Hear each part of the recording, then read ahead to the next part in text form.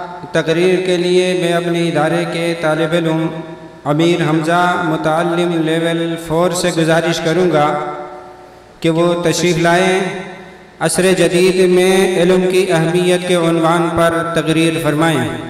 تشریف لا رہے ہیں طالب علم امیر حمزہ متعلم لیول 4۔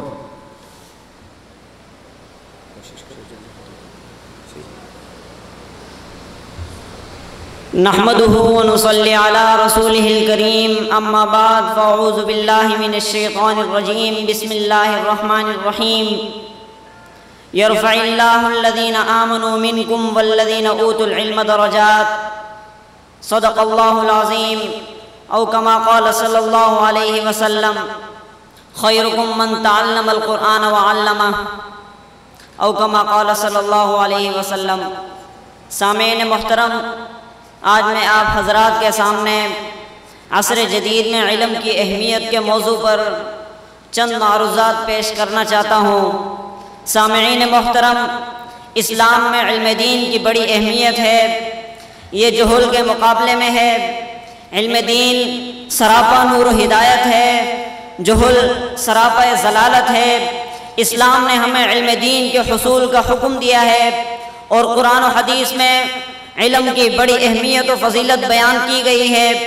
اللہ تعالیٰ کا فرمان ہے یرفع اللہ الذین آمنوا منکم والذین اوتوا العلم درجات، اور اللہ تعالیٰ تم میں ان لوگوں کو جو ایمان لائے ہیں اور جنہیں علم دیا گیا ہے ان کے درجات بلند کرتا ہے۔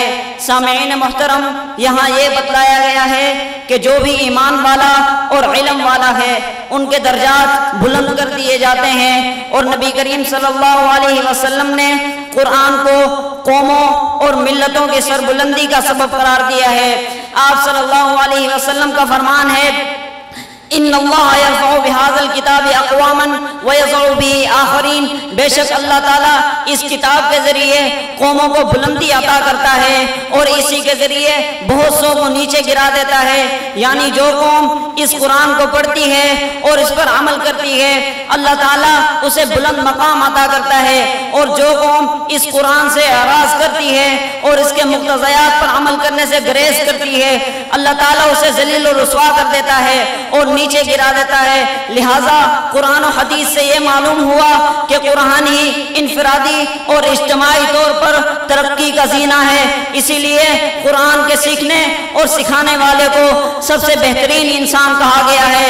نبی صلی اللہ علیہ وسلم کا فرمان ہے خیرکم من تعلم القرآن وعلمہ، تم میں سب سے بہترین انسان وہ ہے جو قرآن سیکھے اور دوسروں کو سکھائے۔ دوسری روایت میں آپ کا فرمان ہے من سلک طریقا یلتمس فیہ علما سہل اللہ لہ بہ طریقا الی الجنہ، جو شخص علم دین کی تلاش میں نکلتا ہے اللہ تعالیٰ اس کے لیے جنت کے راستے آسان کر دیتا ہے۔ سامعین محترم، ان چند نصوص سے علم دین کی اہمیت اور اس کی ضرورت کا اندازہ ہوتا ہے۔ خاص کر عصر حاضر میں علم دین کی اہمیت اور اس کی ضرورت شدید ترین حد تک بڑھتی جا رہی ہے۔ اس بات کا حالات حاضرہ کے تناظر میں بخوبی اندازہ لگایا جا سکتا ہے۔ سامعین محترم، اس وقت اسلام کو بہت سارے چیلنجز کا سامنا ہے۔ یہ فتنے کا دور ہے، اپنی اپنی جگہ ہزاروں قسم کے فتنے سر اٹھا چکے ہیں۔ برائیوں کے عروج کا فتنہ، علاقائیت اور تعصب کا فتنہ، اولاد کی بے دینی و نافرمانی کا فتنہ، فرقہ واریت کا فتنہ، عیش پرستی اور شخصیت پرستی کا فتنہ، عوام الناس کے ذہنوں میں شکوک و شبہات پیدا کرنے کا فتنہ۔ سامعین محترم، علماء کو طرح طرح کے طعنے دینا اور ان سے متعلق شکوک و شبہات پیدا کرنا اس وقت سوشل میڈیا بلکہ پورے الیکٹرانک اور پرنٹ میڈیا پر عام ہے۔ وارثین انبیاء سے متعلق عوام میں شکوک و شبہات پیدا کرنے کا مقصد انہیں دین اسلام سے دور رکھنا ہے اور دین اسلام کے حقیقی چہرے کو مسح کر کے دنیا والوں کے سامنے خود ساختہ اسلام پیش کرنا ہے۔ الغرض اس وقت ہر جانب سے قرآن و حدیث کے نام پر لوگوں کو گمراہ کیا جاتا ہے، جھوٹی باتیں گھڑ کر ان کو نبی صلی اللہ علیہ وسلم کی طرف منسوب کیا جاتا ہے۔ اہل باطل نے سوشل میڈیا کو جھوٹ، فریب اور فسق و فجور کی نشر و اشاعت کا ذریعہ بنایا ہوا ہے۔ سامعین محترم، اہل باطل نے سوشل میڈیا کو جھوٹ، فریب اور فسق و فجور کی نشر و اشاعت کا ذریعہ بنایا ہوا ہے۔ اسلامی تہذیب پر مغربی تہذیب کو ترجیح دی جاتی ہے، داڑھی کو دہشت گردوں کی علامت سمجھا جاتا ہے اور حجاب کو ترقی کی راہ میں رکاوٹ گردانا جاتا ہے۔ ان صورتحال کا مقابلہ کرنے کے لیے ہمیں علم دین سے آراستہ ہونا پڑے گا تاکہ اسلام اور مسلمانوں کے سامنے جو چیلنجز ہیں ان کا دندانہ شکن جواب دے سکیں۔ میرے طالب علم بھائیوں، تقدیر الہی نے تمہارے لیے جس دور کا انتخاب کیا ہے اس کی ذمہ داریاں بڑی ہوئی ہیں، لیکن اس کا انعام بھی بہت بڑا ہے۔ ذمہ داریوں سے گریز اور زمانے سے شکست مردوں کا کام نہیں۔ جو وقت باقی رہ گیا ہے اس کی حفاظت کیجئے۔ خدا نے آپ کو بہترین مربی اور شفیق اساتذہ کرام دیے ہیں، ایک دینی ماحول اور ایک عظیم ادارہ دارالعلوم محمدیہ کی صورت میں عطا فرمایا ہے۔